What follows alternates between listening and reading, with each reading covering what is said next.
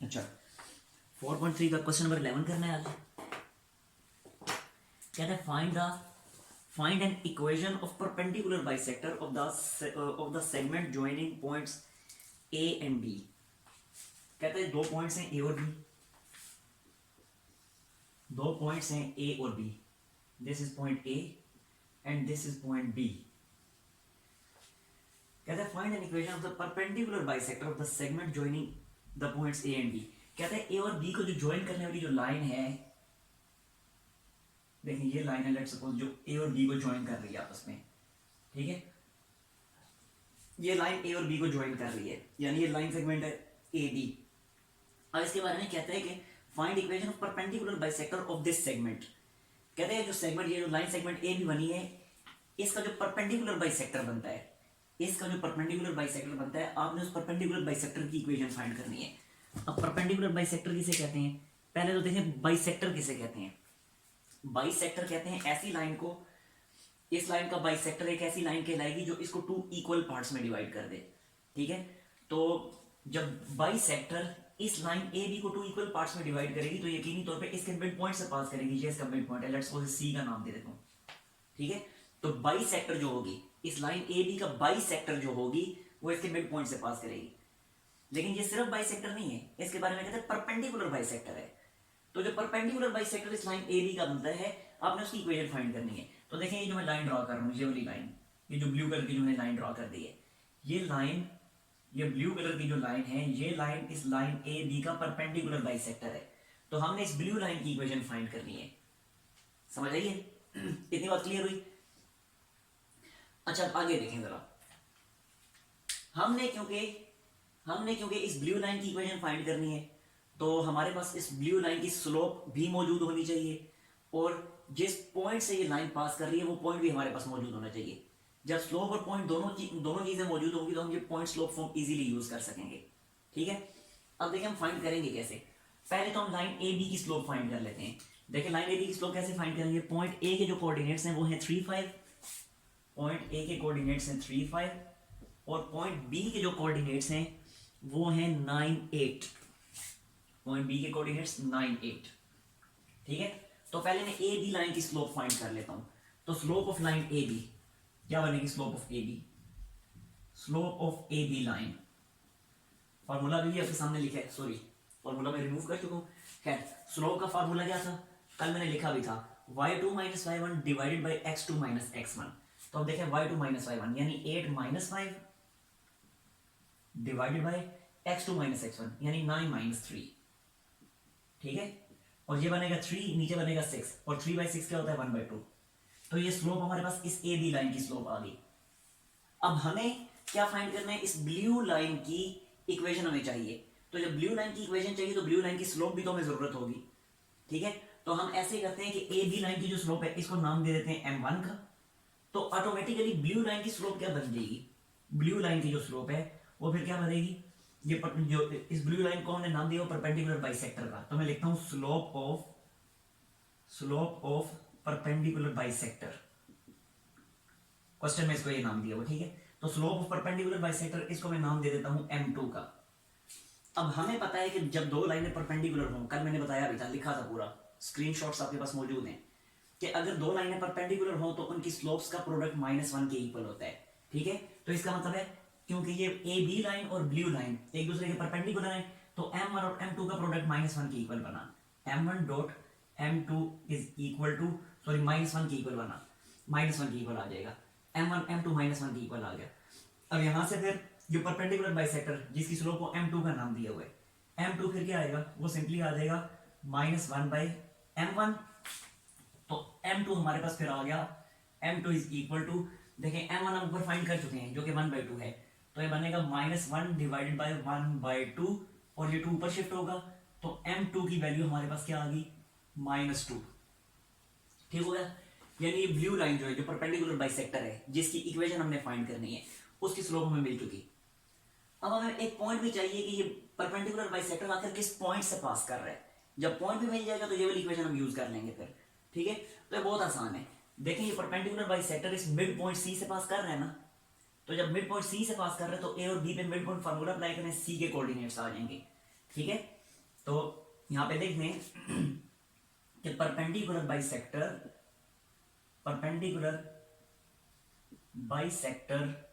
passes through midpoint C, किसका midpoint है? Of A and B, A और B का मिड पॉइंट है, passes through midpoint C of A and B. तो A और B पे mid point formula apply करें तो देखें सी के कोऑर्डिनेट्स क्या आ जाएंगे, बना 3 + 9/2, 3 + 9/2, 5 + 8/2, 5 + 8/2, और ये सिंपली हमारे पास आ जाएगा 3 + 9 12 होता है, तो 12/2 क्या बना 6, और 5 + 8 13 होता है, तो ये 13/2 ऐसे में लिख देता हूँ। ठीक हो गया। तो देखें परपेंडिकुलर बाइसेक्टर जिस पॉइंट से पास कर रहे हैं, पॉइंट सी से, उस पॉइंट के कोऑर्डिनेट्स हमारे पास आ चुके हैं, और साथ ही साथ परपेंडिकुलर बाइसेक्टर की स्लोप भी हमारे पास आ चुकी है। तो अब इक्वेशन फाइंड कर लेते हैं इस परपेंडिकुलर बाइसेक्टर की। तो इक्वेशन ऑफ परपेंडिकुलर बाइसेक्टर क्या बनेगी? Equation of perpendicular bisector point slope form use कर लें, ये बनती है y2 - y1 is equal to m into x2 - x1। Values put कर दें तो देखें y2 की वैल्यू क्या आ चुकी है 13/2, तो ये मैंने लिख दिया, सॉरी ये मैंने मिस्टेक कर दी है, y - y1 था, तो ये मैंने लिख दिया y - y1 की वैल्यू क्या है 13/2। ठीक हो गया।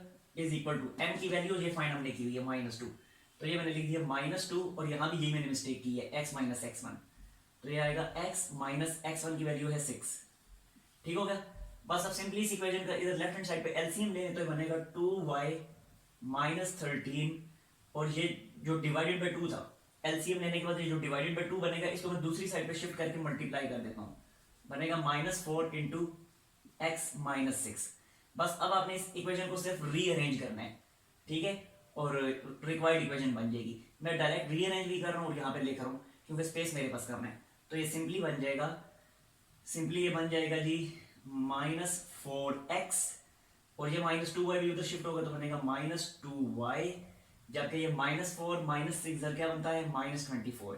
ठीक है, और ये 13 इधर आके -24 में -4 - 6 + 24 बनता है, और 13 भी यहाँ आके उसमें ऐड होगा तो बनेगा +37 इज इक्वल टू 0। तो ये रिक्वायर्ड इक्वेशन हमारे पास आ गई उस परपेंडिकुलर बाइसेक्टर की। ठीक हो गया सर, अगर माइनस साइन कॉमन ले सकते हैं? जी बिल्कुल ले सकते हैं। अगले स्टेप में माइनस साइन आप कॉमन ले लें, माइनस साइन कॉमन लेके 0 से डिवाइड करके खत्म कर दें, या दूसरे अल्फाज में ये कहें कि पूरी इक्वेशन को -1 से मल्टीप्लाई कर दें। ठीक हो गया। अब स्क्रीनशॉट ले लें और अगर कोई इशू है तो पूछ लें।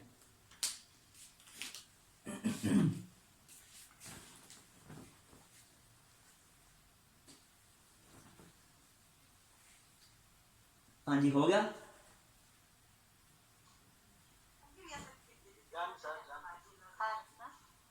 अम्माद हो गया जी, मैं मिटा रहा हूँ फिर। ठीक है हमाद यार माइक जरा ऑफ कर दे।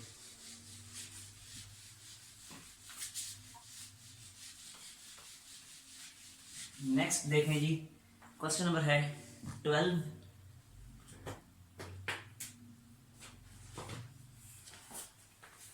क्वेश्चन 12 है,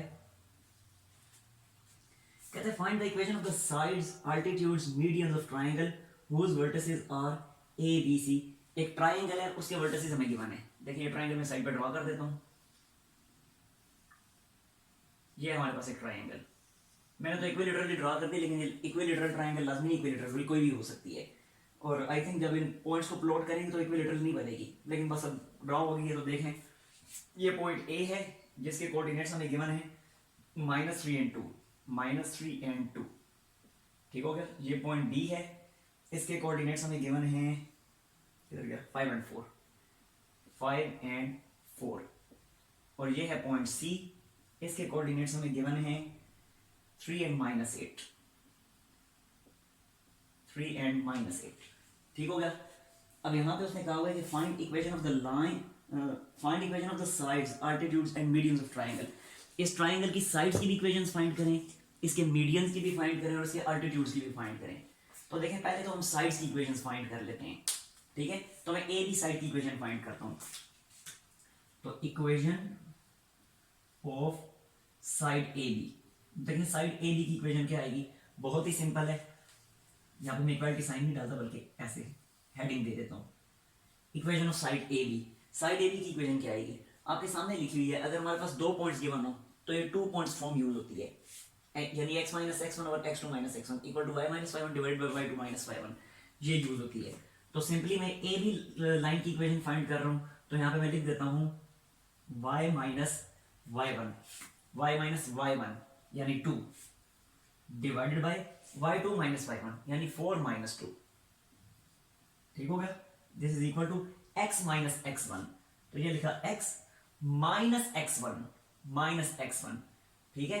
तो माइनस इंटू माइनस प्लस बन जाएगा, तो ये बना x plus 3 divided by x2 minus x1 यानी 5 माइनस इंटू माइनस 3 यानी 5 प्लस 3, ठीक हो गया। अब सिंपली ये क्या बन जाएगा, ये बन गया, ये बनेगा 8। इस 8 को मैं यहां लाके मल्टीप्लाई करूंगा तो बनेगा 8y minus 16 is equal to, इसी तरह बनेगा 2 को यहां लाके मल्टीप्लाई करूंगा तो बनेगा 2x प्लस 6। और अब आखिर में इसको रीअरेंज कर लें, इस सारे को उधर शिफ्ट कर लें, तो ये बन जाएगा 2x माइनस 8y और ये माइनस 16 भी वहां जाके ऐड हो गया, बनेगा प्लस 22 इज इक्वल टू 0। ये ए बी लाइन की स्लोप आ गई मेरे पास, ठीक होगा, सॉरी ए बी लाइन की इक्वेशन आ गई मेरे पास। अब इसी तरह मैं बी सी लाइन की इक्वेशन फाइंड कर लेता हूं। तो equation of B C line, अब देखें जरा बी सी लाइन की इक्वेशन क्या आएगी, सेम यही है y माइनस y1, तो ये मैंने लिख दिया y माइनस y1, ये है y1, ठीक है। तो y minus 4 divided by y2 minus y1 यानी minus 8 minus 4 is equal to x minus x1। तो x minus 5 divided by x2 minus x1 यानी 3 माइनस 5, ठीक हो गया। अब ये बनेगा -2, वो -2 जब मैं यहां लाके मल्टीप्लाई करूंगा तो ये बन जाएगा -2y और -2 -4 से मल्टीप्लाई होकर बनेगा +8 इज इक्वल टू, ये बन जाएगा -12 को जब यहां लाके मल्टीप्लाई करूंगा तो बनेगा -12x और -12 -5 से मल्टीप्लाई होकर बनेगा 60, ठीक हो गया। अब रीअरेंज कर लें, इधर शिफ्ट कर लें तो बनेगा 12x माइनस 2y और ये 60 यहां आके 8 में से जब सब्ट्रैक्ट होगा तो सिंपली बन जाएगा -52 इज इक्वल टू 0। अगले स्टेप में आप 2 से डिवाइड भी कर सकते हैं, तो चलिए मैं कर ही देता हूं। 2 से डिवाइड करने के बाद ये बन जाएगा 6x minus y minus 26 is equal to 0, ठीक हो गया। तो ये बी सी लाइन की इक्वेशन भी आ गई हमारे पास। अब आखिर रहेगी ए सी लाइन, तो इसकी भी इक्वेशन फाइंड कर लें। तो equation of A C line, अब ये क्या बनेगा, फिर उसी तरह y minus y1।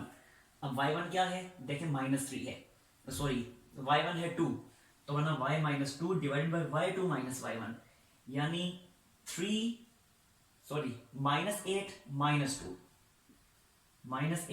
2 is equal to x minus x1 क्या है, x1 -3 है ना, तो x minus into -3 x plus 3 बन जाएगा divided by x2 minus x1 यानी 3 माइनस इंटू -3 3 प्लस 3। अब ये भी बन जाएगा 6, वो 6 यहां के जब मल्टीप्लाई होगा तो बनेगा 6y minus 12 is equal to, ये -10 बनेगा, वो -10 जब मल्टीप्लाई होगा तो बनेगा -10x और -30, ठीक हो गया। और इससे अगले स्टेप में एक दफा फिर सबको इधर शिफ्ट करने, तो ये बन जाएगा 10x प्लस 6y, जबकि -30 यहां आके ऐड होगा -12 में तो बनेगा +18 इज इक्वल टू 0। और अगले स्टेप में 2 से डिवाइड कर दें पूरी इक्वेशन को, तो ये बन जाएगा 5x plus 3y plus 9 is equal to 0, ठीक हो गया। तो ये हमने तीनों साइड्स की इक्वेशंस फाइंड कर ली। यहां तक कोई मसला किसी को, यहां तक कोई इशू है तो पूछ लें। अच्छा, इसके बाद अब मजीद आगे क्या करना है, मजीद कहते हैं आपने अल्टीट्यूड्स और मीडियंस की इक्वेशंस भी फाइंड करनी है। अच्छा देखें हम अल्टीट्यूड्स की इक्वेशंस कैसे फाइंड करेंगे। अल्टीट्यूड कहते किसको हैं? अल्टीट्यूड ये होता है कि ये पॉइंट बी है, लेट सपोज इससे मैं ए सी साइड के ऊपर परपेंडिकुलर ड्रा कर दूं तो अल्टीट्यूड होगा। देखें ये मैंने अल्टीट्यूड ड्रा किया, ठीक है, क्योंकि परपेंडिकुलर ड्रा किया तो ये एंगल 90 का बनेगा। इसी तरह मैं सी से अगर इसकी ऑपोजिट साइड ए बी के ऊपर परपेंडिकुलर ड्रा कर दूं तो ये दूसरा अल्टीट्यूड होगा। समझ आ गई? अब देखें जरा, अब अगर मुझे इसकी इक्वेशन चाहिए, ये लेट्स सपोज ये जो एक अल्टीट्यूड मैंने ड्रॉ किया है बी से ए सी साइड के ऊपर, इसे मैं नाम दे देता हूं डी का। अब अभी जो अल्टीट्यूड बी डी है, बी डी अल्टीट्यूड, अगर मुझे इसकी इक्वेशन चाहिए तो डेफिनेटली मुझे बी डी लाइन की स्लोप जरूरत पड़ेगी, और साथ ही साथ ये बी डी जिस पॉइंट से पास कर रहा है वो पॉइंट भी मुझे जरूरत पड़ेगा। अब पॉइंट तो मुझे पता है, देखें ये बी डी लाइन जो है, ये जो बी डी अल्टीट्यूड है, ये पॉइंट बी से पास कर रहा है और बी के कोऑर्डिनेट्स मुझे ऑलरेडी गिवन है, लेकिन बी डी लाइन की स्लोप मुझे नहीं पता, तो स्लोप मुझे फाइंड करनी पड़ेगी बी डी लाइन की। समझ आई बात की? अब बी डी लाइन की स्लोप मैं कैसे फाइंड करूंगा? बहुत सिंपल है, देखें जरा, ए सी लाइन की स्लोप मैं इजीली फाइंड कर सकता हूं, ठीक हो गया। ए सी लाइन की स्लोप मैं कैसे फाइंड करूंगा? तो ये मैं आपको पहले फाइंड करके दिखा देता हूं। स्लोप ऑफ, यहां पे कर देता हूं, slope of line A C line की स्लोप। देखें slope of line A C के कैसे फाइंड करूंगा? तो उसके लिए ए सी लाइन की इक्वेशन जो आपके सामने लिखी हुई है, ठीक है, ए सी लाइन की इक्वेशन आपके सामने लिखी हुई है। अगर इसी इक्वेशन को, ये जो इक्वेशन है ए सी लाइन की, इस इक्वेशन को अगर मैं y equal to M X plus C की फॉर्म में कन्वर्ट कर दूं तो मेरे पास m की वैल्यू आ जाएगी। तो इस इक्वेशन को, ये जो इक्वेशन है ए सी लाइन की, इसको मैं इस फॉर्म में कन्वर्ट कर रहा हूं। देखने जरा कैसे करूंगा, ये मैं लिख देता हूं 5x plus 3y plus 9 is equal to 0। यहां से मैंने स्टार्ट किया तो ये बनेगा 3y is equal to minus 5x minus 9, और अगले स्टेप में y की वैल्यू क्या आ जाएगी?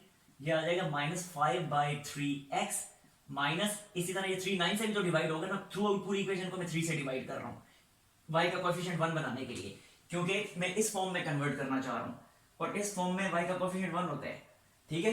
तो y का कोएफिशिएंट 1 बनाने के लिए पूरी इक्वेशन को मैंने 3 से डिवाइड किया, तो ये 9 भी जब 3 से डिवाइड होगा तो ये सिंपली 3 बन जाएगा, ठीक हो गया। अब इस इक्वेशन में देखें, इस इक्वेशन में जो x का कोएफिशिएंट है m, वो स्लोप होती थी ना, तो अब यहां x का कोएफिशिएंट क्या बन रहा है? -5/3। तो जब x का कोएफिशिएंट -5/3 है तो ए सी लाइन की स्लोप, ये जो ए सी लाइन है, इस लाइन की स्लोप फिर क्या बनी? वो बनी -5/3। तो ये चीज मैं यहां लिख देता हूं, ये मैं लिख देता हूं slope of A C line की स्लोप, वो क्या है? -5/3, ठीक हो गया। तो जब ए सी लाइन की स्लोप मुझे मिल गई तो अब ये जो बी डी लाइन है, बी डी लाइन, ये ए सी के परपेंडिकुलर ही तो है, तो इसकी स्लोप फिर क्या होगी? तो ये मैं लिख देता हूं स्लोप ऑफ बी डी, जिसको मैं नाम भी दे देता हूं m1 का, और ये क्या बनेगी? ये बन जाएगी, इसी को इन्वर्ट करें और साथ माइनस लगाएं, ये बनती है 3/5। ये चीज समझ आई है? नहीं आई?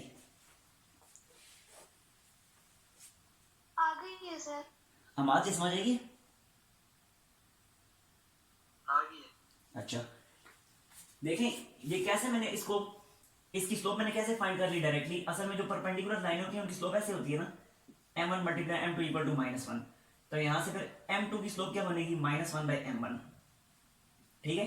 यानी m1 की जो स्लोप है, m1 की स्लोप को इन्वर्ट करो और साथ माइनस लगा दो, तो दूसरी परपेंडिकुलर लाइन की स्लोप आ जाएगी। तो यहां भी क्योंकि ये ए सी लाइन और ये बी डी लाइन एक दूसरे के परपेंडिकुलर हैं, तो ए सी की स्लोप अगर -5/3 है तो बी डी की स्लोप जब भी फाइंड करेंगे परपेंडिकुलर होने की वजह से ए सी की स्लोप को इन्वर्ट करेंगे और साथ माइनस साइन लगा देंगे, तो इसे इन्वर्ट करके माइनस साइन लगाने से 3/5 ही बनता था, ठीक हो गया। तो इस तरह मेरे पास बी डी लाइन की स्लोप आ गई। अब जब मेरे पास बी डी लाइन की, यानी ये जो अल्टीट्यूड है जिसकी इक्वेशन फाइंड करने का कहा जा रहा है, जब इस अल्टीट्यूड की स्लोप मेरे पास आ गई और मुझे ये भी पता है कि अल्टीट्यूड पॉइंट बी से पास कर रहा है, तो इस अल्टीट्यूड बी डी लाइन की इक्वेशन फाइंड कर लेता हूं। तो मैं यहां पे लिख देता हूं इक्वेशन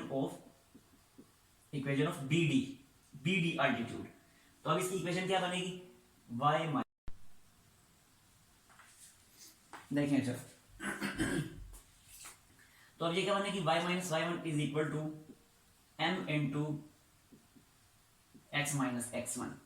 ठीक हो गया। अब यहाँ पे देखें ये बी डी लाइन जो है पॉइंट बी से पास कर रही थी, तो इसके कोऑर्डिनेट्स पुट करने हैं। ये लिखा मैंने y माइनस और y1 की जगह आ जाएगा 4। ठीक होगा। इज इक्वल टू m मैं फाइंड कर चुका हूँ जो कि है 3/5।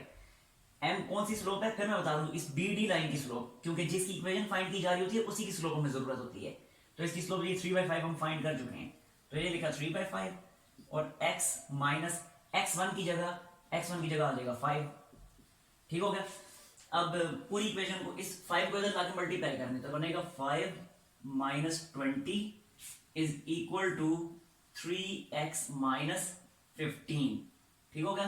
ये सब कुछ उधर शिफ्ट कर दें तो ये बनेगा 3x माइनस 5y और ये माइनस 20 इधर आके प्लस 20 बनेगा और माइनस 15 प्लस 20 बन जाएगा प्लस 5 इज इक्वल टू 0। तो ये हमारे पास इस अल्टीट्यूड बी डी की इक्वेशन आ गई। ठीक हो गया। अब बिल्कुल इसी तरह ये जो अल्टीट्यूड है सी ए अल्टीट्यूड, अब अगर इसकी इक्वेशन फाइंड करनी है तो फिर सी ए की स्लोप भी जरूरत होगी और सी ए जिस पॉइंट से पास कर रहे हैं सी उसके कोऑर्डिनेट्स भी हमें जरूरत होंगे। तो कोऑर्डिनेट्स तो फिर हमें पता है लेकिन सी ए लाइन की स्लोप हमें नहीं पता। तो बिल्कुल इसी तरीके से सी ए लाइन की स्लोप भी फाइंड कर लेंगे। तो देखें जरा एक दफा फिर ये सी ए नहीं सॉरी इस पॉइंट को मैं ई का नाम दे देता हूं। ये वाला जो पॉइंट है इसे ई का नाम दे दिया। ठीक है। तो अब ये सी ई लाइन जो है ये इसी तरह ए बी लाइन के परपेंडिकुलर है। तो पहले ए बी लाइन की स्लोप फाइंड कर लेंगे। किस तरह फाइंड करेंगे, ए बी लाइन की जो इक्वेशन आई हुई थी ये इक्वेशन थी ए बी लाइन की, ये इसको भी इसी तरह से स्लोप इंटरसेप्ट फॉर्म में कन्वर्ट करेंगे। स्लोप इंटरसेप्ट फॉर्म में जैसे ये कन्वर्ट की थी ऐसे ही इस इक्वेशन को भी कन्वर्ट करेंगे। तो जब ये इक्वेशन की स्लोप इस फॉर्म में कन्वर्ट हो जाएगी तो जो x का कोएफिशिएंट होगा वो स्लोप होगी किसकी, ए बी लाइन की।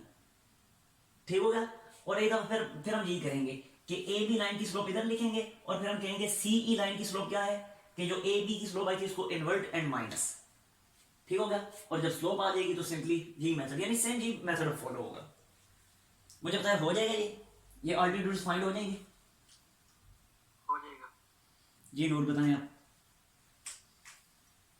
Yes sir. अच्छा इस तरह अगर इसका स्क्रीनशॉट लेना फिर मैं मीडियंस फाइंड करके दिखाता हूँ।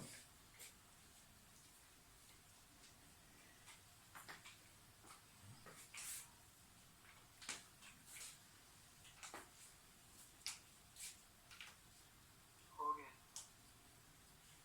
जी नूर हो गया। Yes sir. अच्छा अब मैं मीडियंस की तरफ आता हूँ। अब मीडियंस की इक्वेशंस फाइंड करनी है तो ये सारा मैं मिटा देता हूँ अब।